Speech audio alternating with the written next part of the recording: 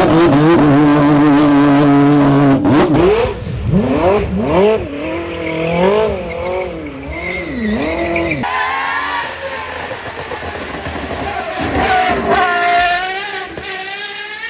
morning, guys. Welcome back to Goodwood Festival of Speed at the Supercar Park. We've got something I have never seen before. Casually in spectator parking, we've got a McLaren SLR high downforce kit, one of only 12 in the world, and I've never actually seen one of these before. Look how crazy that rear diffuser is and that massive rear wing casually parked amongst random people's cars. I believe this one itself is owned by McLaren. Another SLR I've never seen before, a custom MSO variant. Casual 296 pulling in. So my favorite part about Festival of Speed, other than all the supercars and hypercars, is the fact that you get to see them dynamically run up the hill climb. Unlike Quail and Pebble Beach, which are incredible shows, they're all stationary. But here we are about to see a whole bunch of exotic cars ripping up the hill.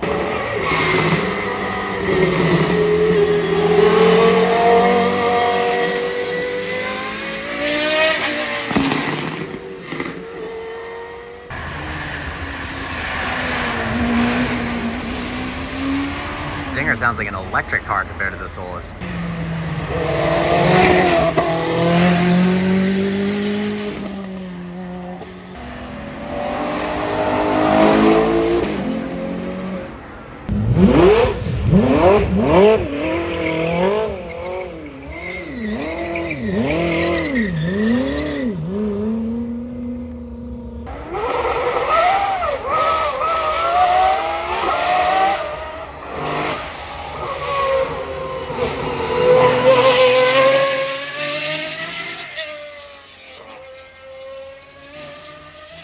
Here we go, the new Utopia.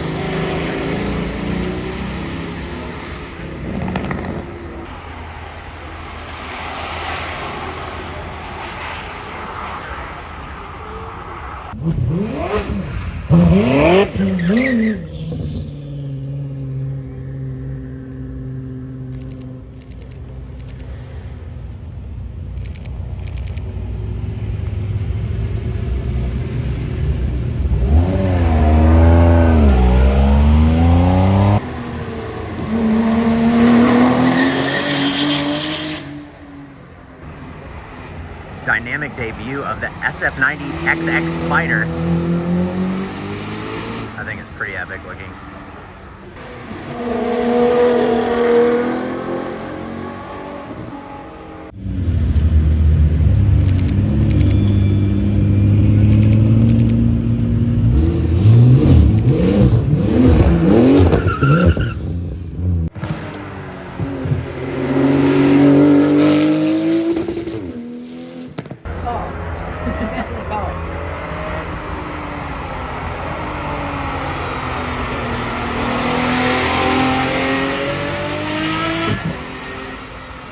Every year, the Gordon Murray T50S just stuns me with how loud it is. It's so interesting to see all of these cars go back to back and see which ones are louder than you'd expect and which ones are quieter than you'd expect. The Jesko every year is insanely loud. The Valkyrie is a little less loud than you'd expect. The T50 is ridiculous. The T33, the Wyra R, even the Puro Sangue was pretty loud. It's so funny watching people freak out about the Tesla Cybertruck out here when it's pretty much the most boring vehicle of all time in Los Angeles.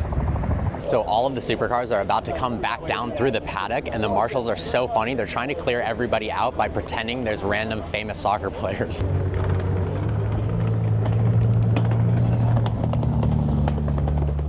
Here we go. SP3 pulling through. Public walkway. What was that? Look at that, the Avaya. The non-crashed one.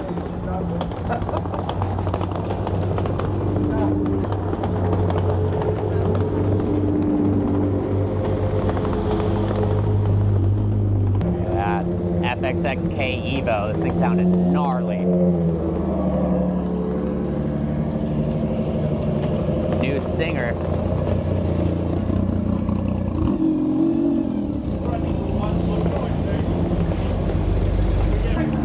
McLaren P1 pulling through, and behind it, the new Mustang GTD.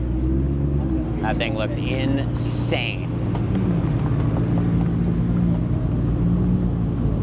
new hybrid Porsche 911, the first ever hybrid 911. What do you guys think of this? I think it's actually pretty cool.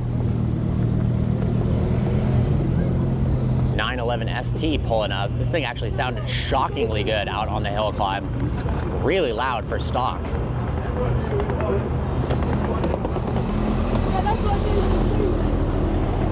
T33 sounded insane.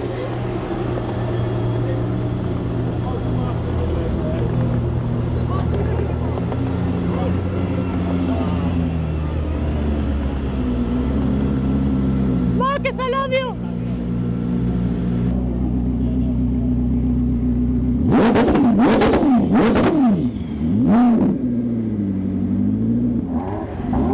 There we go.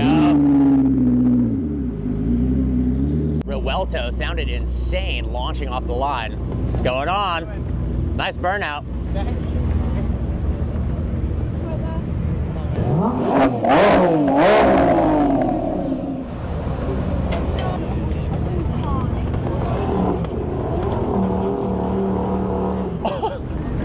Lambo doing launch control in the middle of the street. This thing is wild. Here we go, one of the loudest cars of the entire show, the Wyra R.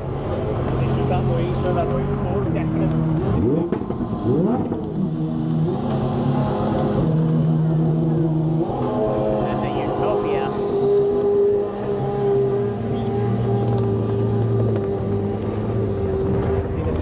One off SF90.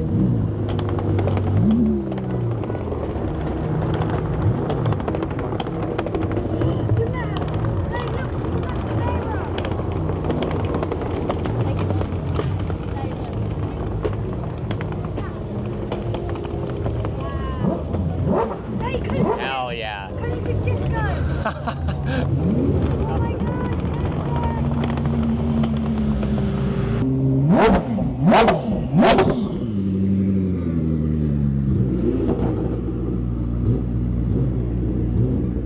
Going down the line now, we got the Valkyrie, McLaren Senna, and then some absolutely gnarly cars at the end. The McMurtry Spearling fan car, this thing launched like nothing else. And then we got the absolutely gorgeous Jesko Attack. And then look at the Bugatti Bolide. That thing is gnarly.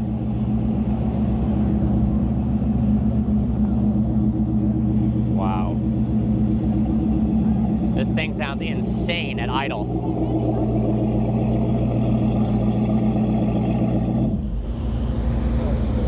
Oh, nice startup.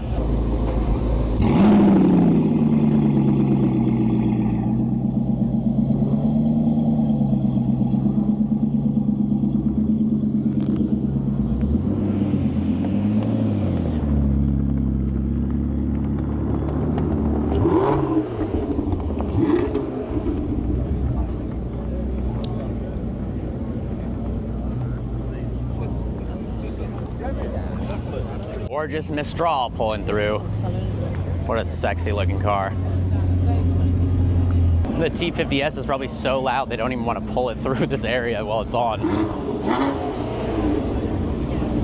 Behind me is the Koenigsegg Gemera, a four-seater hypercar with 2,300 horsepower. We first saw this car at Geneva and it was finished in an awesome green color, but now it's been brought back with a V8 in this awesome purple color scheme.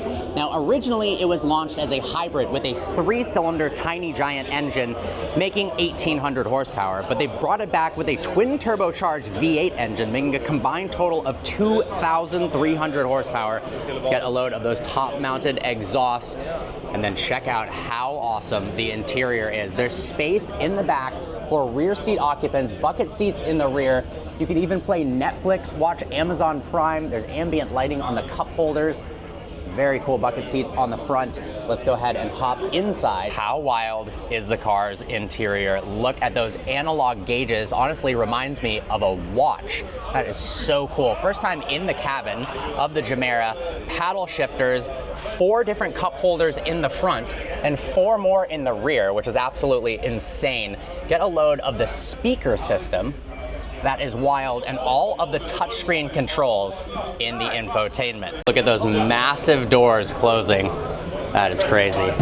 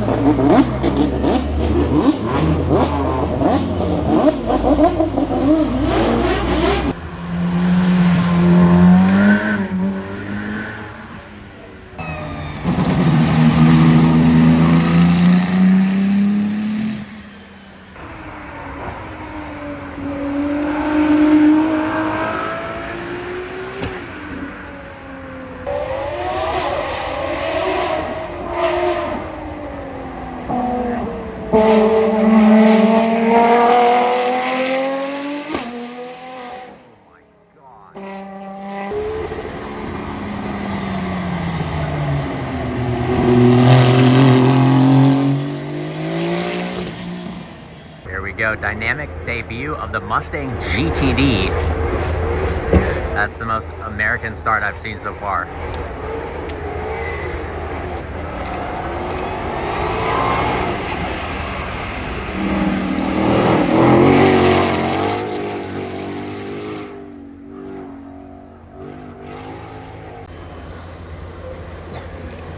Oh my God.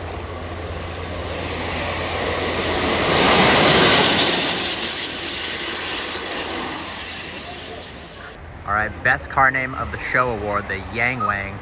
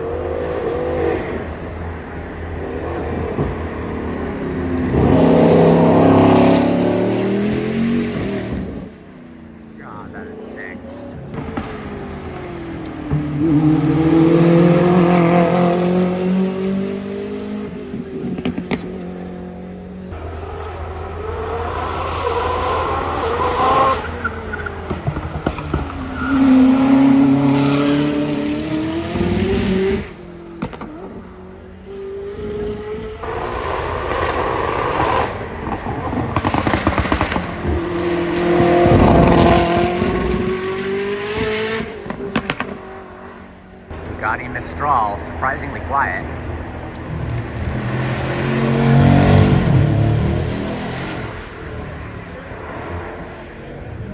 How cool is this? All of the Red Bull Formula One car generations next to each other up to the RB15. And then on the other side of this, we've got the RB17, the new track-only hypercar. But so cool to see how the aerodynamics and the body styles change throughout the years, as well as the engine types. I wonder what's inside this box. It's pretty cool. Close-up look at the RB17 before the crowd gets here. That thing is unbelievable. Well guys, here it is, the brand new Bugatti Tourbillon. The successor to the Bugatti Chiron, the Tourbillon is something out of this world. It's got a naturally aspirated V16 engine, 8.3 liters, which is actually larger than the 8-liter quad turbocharged W16 in the Chiron. The fact that they gave it a naturally aspirated engine is absolutely unreal. Then we've got 3 electric motors, making a combined 1,800 horsepower, 0 to 60 in less than than 2 seconds, 270 plus mile-an-hour top speed. But one of the coolest parts of the Tourbillon is actually the interior. Its name itself comes from a very, very high-end Swiss watch component.